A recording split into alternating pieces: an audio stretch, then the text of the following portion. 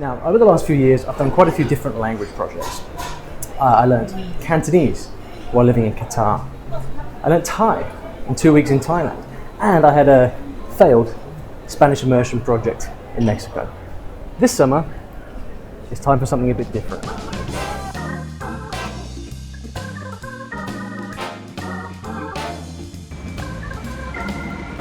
Now, as you can see, we're here in London, in the UK, and it is shaping up to be the best summer of all time. Not only because it's 30 degrees and England are about to win the World Cup, but because I'm staying here all summer and I'm learning Italian.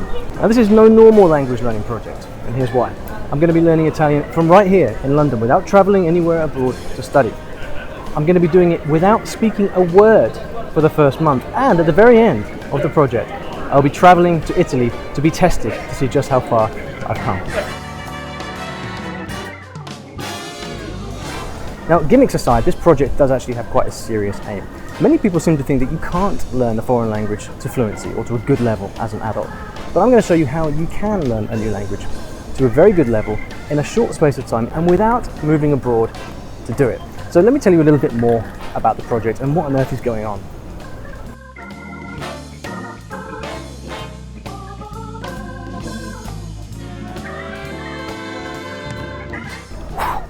Right, now we are out of the sun and in the shade. Let me give you a little rundown of this Italian project and what it's all about. I've got my notes here, there's quite a lot to remember. I'm going to try to keep this video short. Now, the main reason I want to learn Italian is because I think it's really going to enhance my life here in London.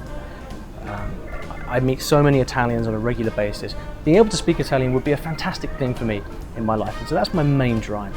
But I'm also conscious that a lot of people recently have been referring to these studies that claim that one cannot learn a foreign language to native level or to high levels of fluency after the age of 10. And of course this is nonsense.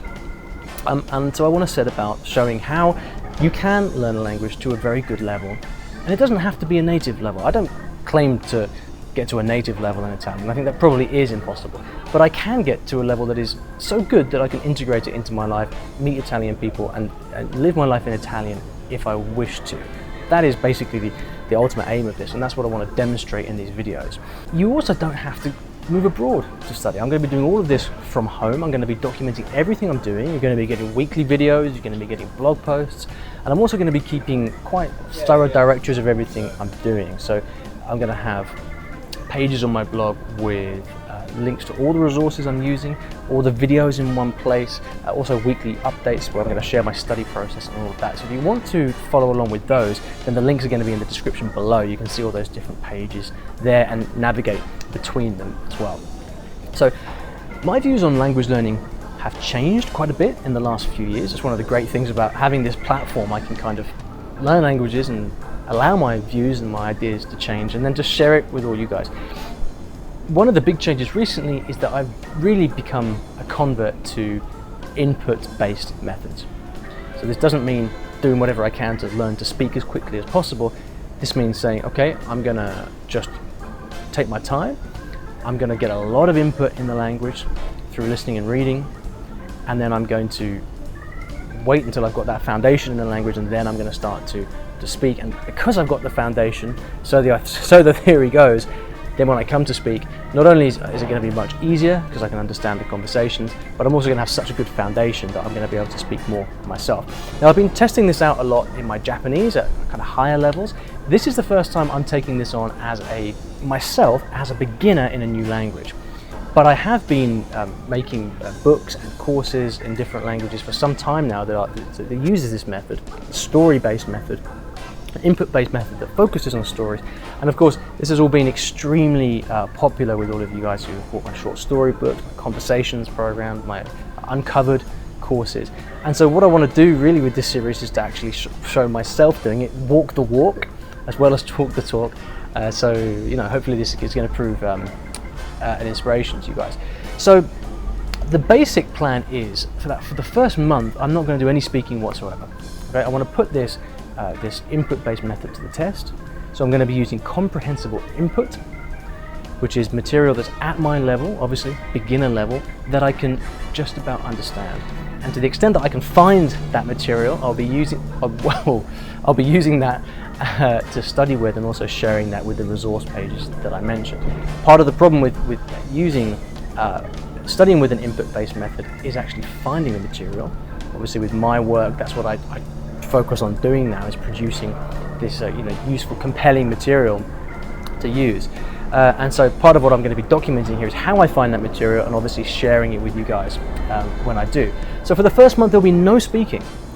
At the 1 month mark, I'm going to record myself speaking my first ever conversation in Italian, and you will be able to see that here on YouTube. So it'll be interesting to see what I've managed to do by that point.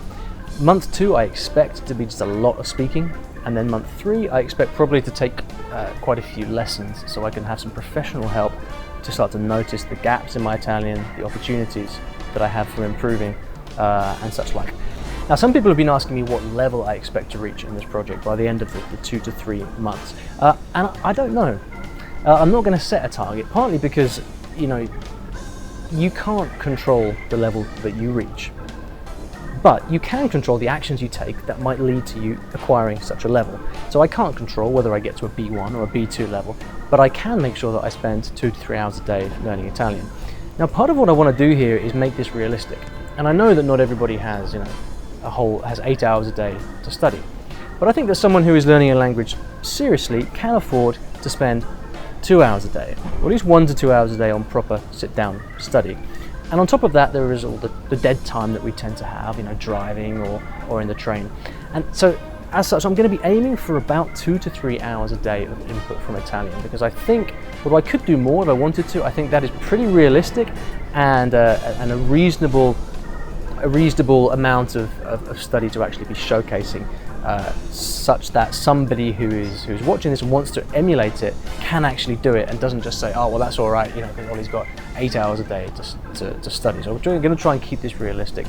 Obviously, if it was just 30 minutes a day or an hour a day, there's only so much you can do. So I think really, for any project you take seriously, you need to aim for about 10 hours a week at least, which equates to 2 hours a day, 5 days a week. So that's what I'm going to be aiming for. I am also quite keen to quantify this as much as possible, right? Because it's easy to talk, it's much more difficult to prove things. And so one of the things I'm going to be doing is working with Steve Kaufman and LingQ, LingQ, link.com, to track and quantify some of the stuff that I'm going to be doing here. So although I'm actually a fan of podcasts and books, I'm going to be trying to do all my learning digitally here. And so with all the material that I use, I'm going to be importing it into LingQ, and I'm going to be using LingQ to do all my listening and reading. And what that's going to mean is that it's going to give me lots of great statistics as the weeks and months go on. It's going to tell me how many words I've learned, whatever that means, how many words I've been exposed to meaningfully. It's going to tell me how many pages I've read. It's going to tell me how many hours I've listened. And so this is going to be very interesting at different points to be able to kind of look back and say, all right, so I've been doing 2 hours a day, and this is how much ground I've managed to cover in Italian. Because when I get to the end of the project, that's some really, really useful data right there. So you're going to be able to follow what I'm doing on LingQ. In the resource pages that I mentioned, I'm going to be giving you a link to my profile, so that you can actually look and follow along all the different numbers that I mentioned before. So that's going to be in there. What else have I got to say? Yeah, so you can expect weekly videos, weekly blog posts. I'm also, for those of you who are actually learning Italian or would like a little bit more, I've got a mailing list where I'm going to be sending out cool stuff that I find. That might be like cool little resources I just want to share with you, little discovery or tricks that I found, whatever it may be, or maybe some spontaneous videos that I record with some thoughts on what I'm doing. If you would like to get those, then you should go over to the URL that's going to be right at the top of the link in the description box. And that's going to be a place where you can enter your email, sign up to my Italian only newsletter, and then I will send you cool Italian stuff by email as I find it. So make sure to do that if you either like to follow the project more closely, or else you have a real interest in Italian yourself. All right, so a few more things. There are a couple of concerns for me in this project, things that I don't know quite how they're going to play out, and so I thought I'd mention those here in the interests of actually keeping this as authentic as possible.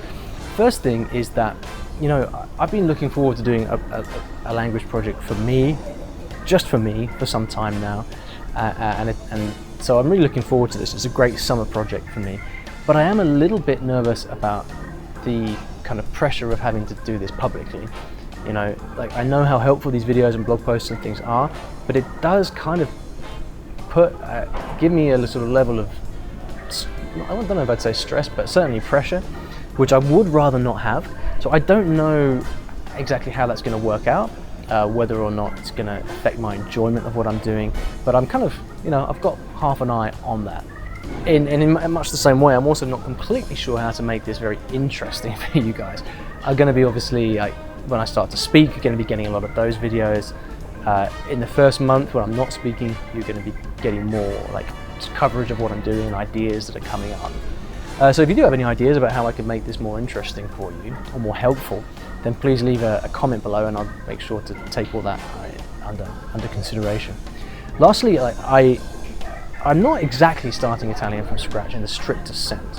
I already know Spanish, Portuguese and French, so I have a pretty good foundation in Romance languages. So I think, like, ironically, one of the biggest challenges of this project is not going to be so much like learning Italian, but it's going to be keeping it separate from all the other languages that I know. And I've already seen in my first day learning, there's a lot of scope for interference, because sometimes Italian sounds a bit like Spanish, other times it sounds a bit like French, and other times it's just its own thing with prepositions and pronouns, like, all in the wrong place. So we're going to see how that works out. But for a more in-depth discussion on all of this stuff, I've recorded a video with Steve Kaufman, which I will link to right now. Hopefully that's in the right place. If that doesn't pop up, it'll be in the description below. Me and Steve talk a lot more about these kind of what an input-based method means, along with some of his recommendations for approaching this project. So there we go. I'm excited. I really hope this whole thing is useful for you. Please subscribe to this channel and click the notifications button as well if you want to get notified about these videos. Be sure to sign up to the Italian newsletter if you want more stuff like this. And I'll see you at the end of the week for my week 1 recap video. Ciao.